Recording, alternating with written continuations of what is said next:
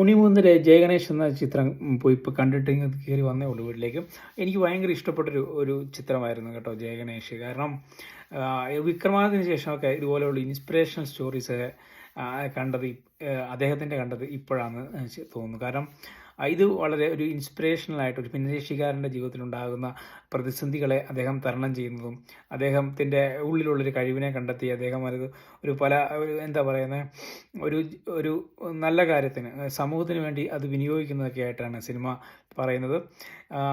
ഈ ഉണ്ണിമുകുന്ദനെ ഒരിക്കലും സിനിമയിൽ ഉടനീളം നമുക്ക് കാണാൻ സാധിക്കില്ല. കാരണം അദ്ദേഹം ആ കഥാപാത്രവുമായി ഇഴുകിച്ചേർന്നുകൊണ്ട് ആ കഥാപാത്രത്തെ അത്രയേറെ നമ്മളെ രസിപ്പിച്ചുകൊണ്ട് തന്നെയാണ് സിനിമ ഉടനീളം മുന്നോട്ട് പോകുന്നത്.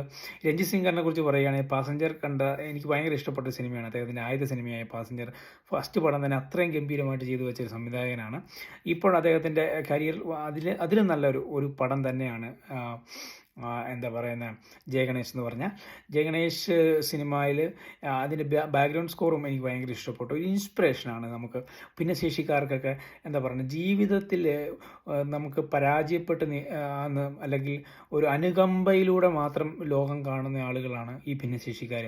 അവരെ അങ്ങനെ അനുകമ്പയോ അല്ലെങ്കിൽ സിമ്പതി മാത്രം കണ്ട് അവർക്കത്ര നമുക്ക് അതങ്ങനെ മുന്നോട്ട് പോകാനായിട്ട് എന്തുമാത്രം ബുദ്ധിമുട്ടുണ്ടാവുന്നു എന്ന് ആലോചിച്ച് നോക്കി. നമ്മൾ അവരെ ഒരു സുഹൃത്തായിട്ട് കാണാൻ പലപ്പോഴും സാധിക്കുക. അത് സിനിമ പറഞ്ഞു വെക്കുന്നുണ്ട്. നമ്മൾ അവരെ ഒരു സുഹൃത്തായിട്ട് കാണാനായിട്ട് ശ്രമിക്കുക. അല്ലാതെ അവർക്ക് നമ്മുടെ ആരുടെയും സിമ്പതിയല്ല വേണ്ടത്. അതുപോലെ തന്നെ ഭിന്നശേഷി സൗഹാർദ്ദമായിരിക്കണം നമ്മുടെ കെട്ടിട നിർമ്മാണ രീതി, റോഡ് നിർമ്മാണ രീതി, നമ്മുടെ ഗതാഗത സംവിധാനങ്ങളൊക്കെ അതിനോട് അനുബന്ധിച്ച് വേണം. അവർക്കും കൂടെ പറ്റാവുന്ന രീതിയിൽ വേണം ഇനി ഭാവിയിൽ അങ്ങോട്ട് ഇത്തരത്തിലുള്ള പൊതു ഇടങ്ങളും പൊതു ഗതാഗതവും പൊതു സംവിധാനങ്ങളൊക്കെ അവർക്കും കൂടെ പറ്റാവുന്ന രീതിയിൽ വേണം നിർമ്മിക്കുവാനെന്നും കൂടെ സിനിമ പറഞ്ഞു വെക്കുന്നുണ്ട്.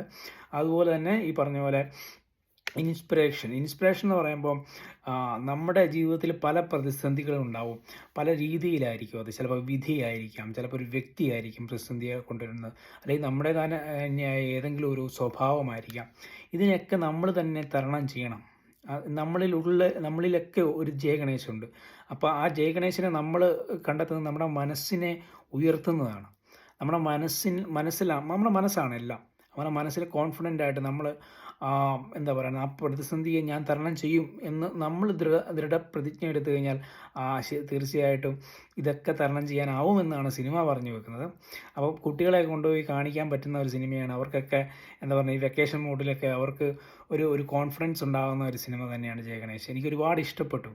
അപ്പം ഇനിയുള്ള എന്താ പറയുന്നത് രഞ്ജിത് ശങ്കർ ചിത്രങ്ങളൊക്കെ ഇതുപോലെ ആണ്. ഈ പടം പിന്നെ വേറെ കാര്യമുണ്ട്. ഈ പടം ഒരു സെക്കൻഡ് മൂവി, അതായത് ഒരു സീക്വലിന് വേണ്ടി ഉള്ള രീതിയിലാണ് നിർത്തിയിരിക്കുന്നത്.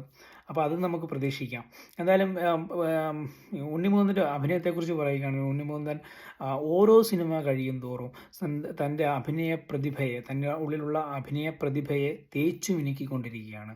ഇതിനകത്ത് ഈ സിനിമയിൽ ഉടനീളം ഞാൻ മുമ്പ് പറഞ്ഞ പോലെ ഉണ്ണി മുകുന്ദൻ എന്ന ഒരു വ്യക്തിയെ കാണാൻ സാധിക്കില്ല. കഥാപാത്രമായ ജയഗണേഷിനെ മാത്രം അത്രത്തോളം ഉള്ളിലേക്ക് ആവാഹിച്ചുകൊണ്ട് ചെയ്തെന്നൊക്കെ പറയാം. കാരണം ഇത് കുറച്ച് ഇതായി കഴിഞ്ഞാൽ പാളിപ്പോകുന്ന ഒരു കഥാപാത്രം തന്നെയാണ്.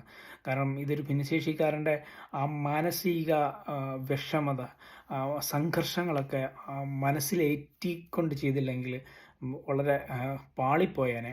പക്ഷേ അദ്ദേഹം ചെയ്ത നമ്മൾ എന്താ പറയുക, ഇമോഷണലി ലോക്ക് ചെയ്തുകൊണ്ട് നമുക്ക് ഒരിക്കലും ആ കഥാപാത്രത്തിൽ നിന്ന് വിട്ടുപോകാനായിട്ട് കാണുന്നവർക്ക് പോലും സാധിച്ചില്ല എന്നുള്ളത് നമുക്ക് പറയേണ്ട ഒരു കാര്യമാണ്.